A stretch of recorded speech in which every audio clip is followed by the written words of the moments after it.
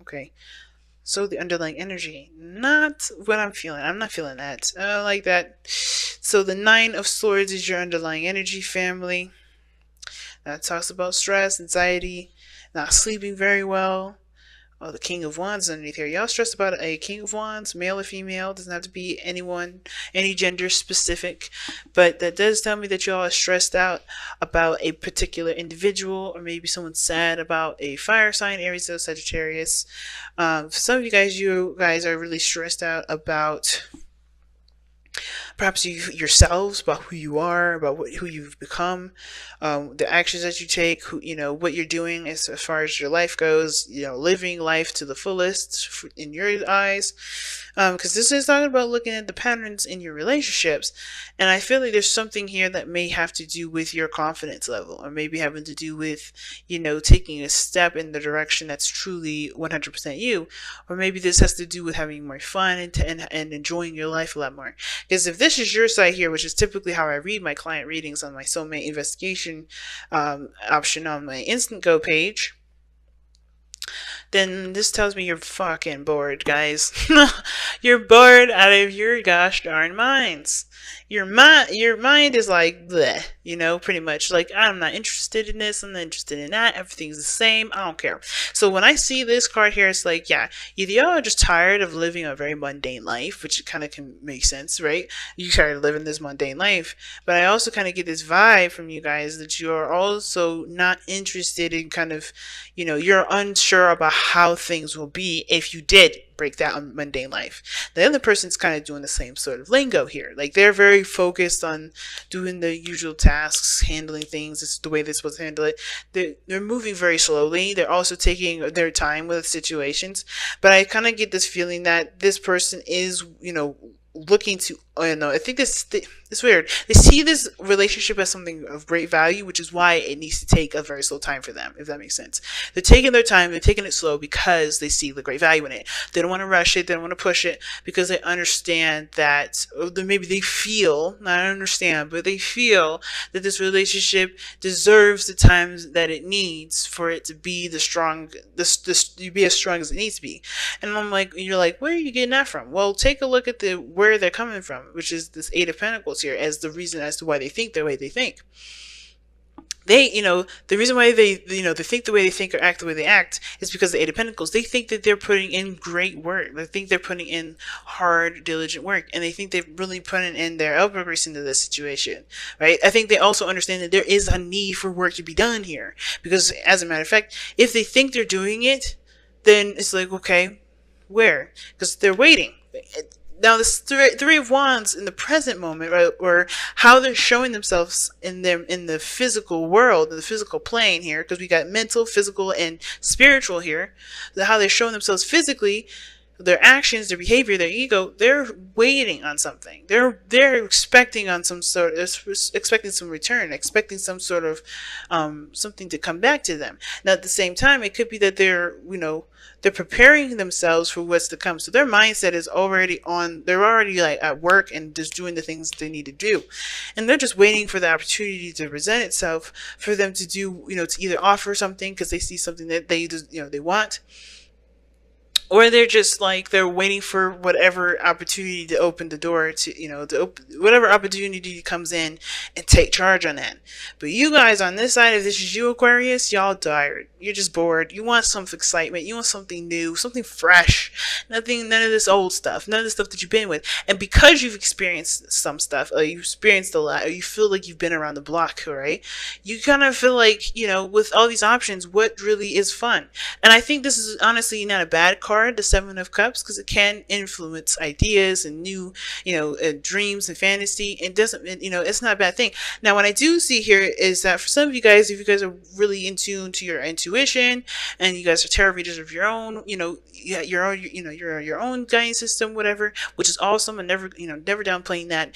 Some of you guys may be having, it's not psychic attack dreams, but dreams where you are interacting in them. Like there's something in regards to interactive dreaming somewhere, or dreams where there's like where it's definitely affecting your either your day to day, your energy levels, what have you. Because you got here, the card for not really sleeping very well, and then you have the Seven of Cups, which is dreams anyways, fantasies. It's not reality, but you're trying to find what's real through the unrealistic, you know what I mean, through the glitz and glamour. It's like all that glitters card in this deck, but it's you're just kind of like trying to find what's the hidden meaning behind behind each of these cups, and if that hidden meaning behind that cup is truly what you want to pursue. So you guys are trying to figure out what makes you happy. Some of you guys are still in the process of kind of, figuring out, going through Fantasyland, trying to entertain an imaginative portion of your life, trying to at least generate some imagination to come up with, conjure. And it's hard to do when you've already experienced half of the stuff you experienced. So you're doing all this based on relying on what you know. And I feel like what you have to do right now, guys, is truly go on faith, go on a different direction, go on a different journey, go on an adventure in an area in which you don't know. Touch on territory that you didn't think of. And it's hard to do, especially when you're like, I only know what I know. I can't know something that I don't. But you do know what you don't. You have everything laid out in front of you of exactly what you've already experienced. What things, like, after those things, what else is there? And if you can't truly come up with anything, that could be really hard in itself, right? Then if there's an opportunity that you've never heard before, I think it's important to take an opportunity, or take that opportunity and figure out what it really what the real hidden meaning is behind it before truly accepting it as your truth or as your new adventure. You know what I mean? But I feel like there's a lot of emphasis on what you already know. There's always an emphasis on what you've already experienced. So the reason as to why you think the way you think and presenting yourself the way you present yourself is because of everything you've experienced. It's because of this desire to go on a new adventure, to start anew, to be, to do something differently than the usual. You want to start again, start fresh. It's understandable that you want a new beginning, but how are you going to get this new beginning, right? It's like, what do you need to do? And it starts by what your patterns are, right? And I feel like ultimately your patterns and your behavior do need to change, not because you're doing something bad, but only because in order for you to start something new, it has to come from you first. It always does. And again, want to be 100% clear. Because I say that does not mean that you're doing anything wrong. Doesn't mean that you're causing yourself grief. Doesn't mean you're causing yourself disappointment. Doesn't mean you're causing yourself depression. None of this is happening. That's not what I'm saying. What I am saying, though, is that if you want something new, you have to tread in a different direction. You may have to do it by taking a leap of faith, because ultimately, as much as you probably want to have a bit more background before jumping into something, you kind of have to just take a leap of faith, because the Fool is coming up in your reading here, and it does indicate taking a leap of faith. Now, let's take a look at what brought you both together, which I find so odd, right? It's the Eight of Wands. And like, why is it odd? Well, because it's talking about communication, and I don't really see a lot of communication. I see a lot of waiting. Now, if this is a relationship in regards to waiting on somebody to respond, this person's waiting, and you're waiting. Like, either they sent out a message and you're waiting for this return, or you're trying to figure out what the fuck you want to do with that kind of message, because it could mean anything, and therefore they're waiting and handle their business. And in the meantime, as you're trying to figure out how you're going to respond to this. But I feel like their message may be something that you feel that you've already dealt with before. But I kind of have a feeling that this person may be doing, maybe different, or maybe handling something different, or maybe this is going to be the same time around. But I think for some of you guys are very much aware that this is going to be the same shit over again. So it's interesting that the way you guys meet has a lot to do with communication, instant messages, back and forth communication, or that the fact is that you guys met during a time where things were really picking up speed, where things were moving very fast, where there was a lot of progression in your life. But the challenges that you guys face is the Five of Cups. So The Five of Cups being that this is a challenge that you both face, like if you notice, the person is that person is looking at the Three Cups that you're looking at here, but this is spilt over. This is done. This in your mindset is still up. It's still something you experience, but this is done. This is gone. The challenge the challenge to me is weird because it doesn't feel like it's saying, yeah, the challenge is about moving on, moving forward from that. And I don't think it's the case because this is spilled and now it's gone already. And this one, you're still seeing this as like, something you've already experienced. And I feel like, yes, you've experienced loss already, but because you've experienced loss, do you want anything? Like, is there something that you want? Like, you don't know what you want because you don't want to experience loss, but you also do want to want. So you're still trying to figure out what it is that you want. It's in the air. But then you have the Two of Cups. So it's interesting, right? It's really interesting, this message, the challenge that you're facing, because it's not like a traditional Five of Cups message where, oh, you guys got to just get over it. Get over the old times. Get over the sadness. Get over the pain. Honor your emotions 100%, of course, but, what's lost is lost, but only you can do what you can do now with what you have. I kind of get that feeling that's not really the message. Because I feel like you guys are not dwelling over what's lost. You guys are more trying to figure out how you can do new things even after everything you've experienced, even if it was a loss, even everything that you've lost. Not that you don't want to experience that loss again, because I think a lot of you guys don't want to experience that loss again, but even if you did, it's a new adventure. And you're like, how do I do that? Like, you don't know exactly how to go about experiencing something different because you don't want to experience the same BS again, but you do want to have a new adventure. But the Two Cups behind you is almost like saying that there are solutions, but it starts by you shifting your energy, shifting your focus, shifting the energy back to you, shifting energy back to who you are, back to, it's weird. It's like not necessarily back to love, but it's almost like I don't know how else to describe this. It's like it's on the tip of my tongue, but it's almost like shifting the the eyes, your attention from these Three Cups that are spilled over to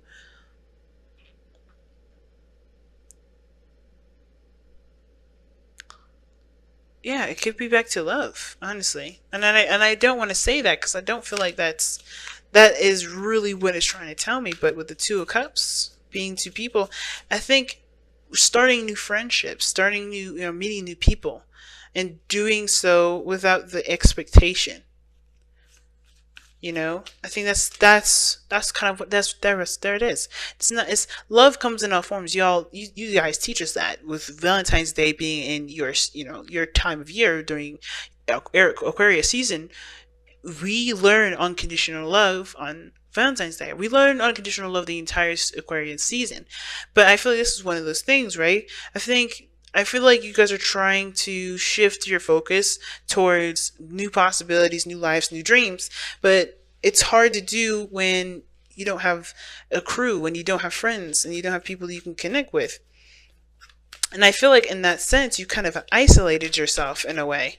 Like you've isolated yourself and you don't really know how to not isolate yourself and protect yourself at the same time. It's like you're kind of stuck between a rock and a hard place, or a hard place and a rock place, whatever. And it kind of feels like you guys want to protect yourself from whatever the situation was, but you also want to have new relationships, but you don't really want to do all the work that you've just done with that all over again. Like you got that lesson good and it's drilled in, but you don't really want to be by yourself either. You know what I mean? It's weird. I'm gonna pull one more for it. Yeah, Two of Pentacles. Juggling, trying to make a decision, a practical decision, and it feels like it could be about boundaries, man. Because the Two of Pentacles is about juggling, is either juggling stuff, making sure there's a balance, but it's like that, ignoring your emotions sort of bit. But I feel like you're trying to figure out what's worth the trouble, not really worth the trouble, but like you're trying to figure out which of these options are more valuable and worth pursuing to you, And that makes a lot of sense. Now, why does this person have the Eight of Pentacles as the reason? Wow, as the reason as to why that they're working so hard, or the reason why they have the Eight of Pentacles is the reason why they they're presenting themselves as the Three of Wands and the Knight of Pentacles, and it's because of the Six of Cups. Yeah, they know that there's work that needs to be done with this connection. And I think you guys are just trying to move on. You all have totally different stories here. But you guys have very similar stuff going on. Both of you guys are like waiting for some sort of epiphany or something to come in and click. Something to just make sense. But I feel like the only way for things to make sense is if you change yourself to make sense, if that makes sense. To make whatever you're waiting for make sense, you have to be the person that adjusts to what needs to change to make the sense. Because look at the pattern in your relationships, and then everything here with this person is action oriented, and all of this over here for you guys, if this is you guys, if you resonate with this side at all, all emotion pretty much. Whoa. So let's take a look here and see what other advice or information we can get to kind of help tie this reading up. Regeneration. Wow, that's interesting. Because this is very similar to Judgment in the tarot, where, the situation may seem like, all is lost, there's not really much to recover. But then, the tree still, starts to bloom and starts to grow despite the volcano coming in and pretty much burning everything away, right? This is the life coming back from a situation that, you thought was dull, thought was over. And I feel like, so that's even more powerful, right? I think the thing is that you guys are bored and having a hard time figuring out how to start life again, because what had died is a piece of you that's gone with it, but you still have that fiery energy, you still have that passion, you still have that excitement. What we saw here with the King of Wands and the Nine of Swords, you are not the same person that started out with all this situation. Like, you've done the fool's journey millions of times, and you've gotten all those lessons, but you want to be that fool, but not that knows everything and doesn't have to kind of run into all those, crazy calamities again, right? The problem isn't the fact that you've experienced loss. It's like, how do you become the youthful, the youthful spirit that you are, that, how do you let yourself be who you are, and still like understand that everything still happens for, not understand everything happens for a reason, but still like pursue life as if you had no idea what was coming at all. How do you approach the situation in a very youthful way, but not be naive?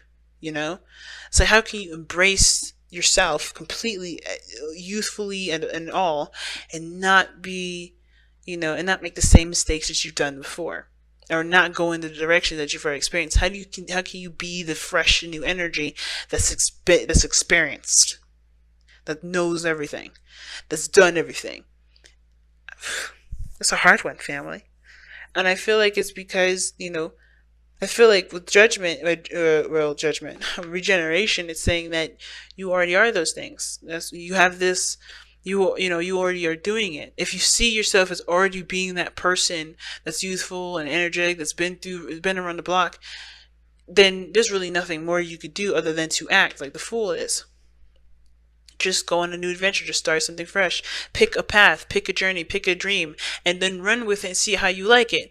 You can know the outcome of it, or you can trust that you'll be able, to trust that in the moment of everything that's happening, you'll allow your seasoned self to take care of you as you have your youthful side just exploring and be free and to be your youthful self, right?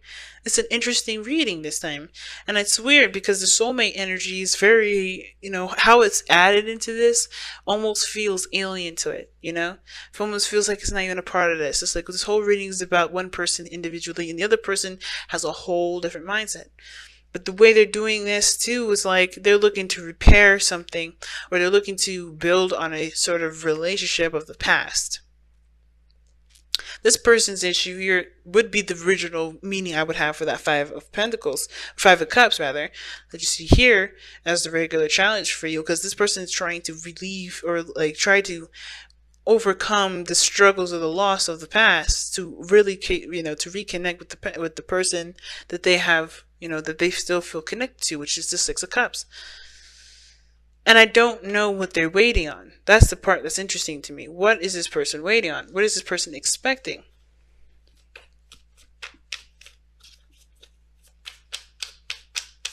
And what does that have to do with you? The Two of Cups. Holy crap. Soulmate card after soulmate card.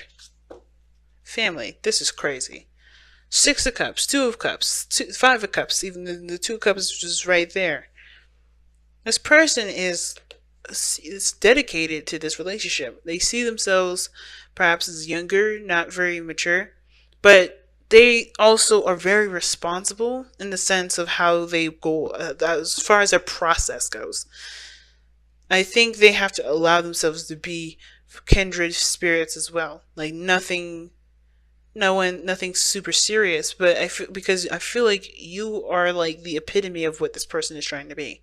Trying to be the young, youthful individual that has methods and strategies and a structure so firm, so strong that even a tornado could knock you down, right? You're so, like I said, seasoned, aware, experienced enough.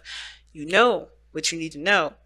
But you also can be that relaxed, youthful self. And I feel like this person here is so uptight, which is why the stress is coming up here too, is because there's a piece of them that brought out that youthfulness, that childhood energy, that part of them that can be that carefree like you are. And like I said, if this is you, right, it could be the other person here. But this person here is like really working on the relationship. But what they're waiting on and how this has to do with you, they're waiting on the Two of Cups because and how it has to do with you is because you're their Two of Cups. You're their soulmate. You are their soulmate, man. So they're waiting. Or they expect something to return. They expect you to return, or they expect some sort of opportunity to present themselves for there to be an opportunity for there to be some sort of reconnection.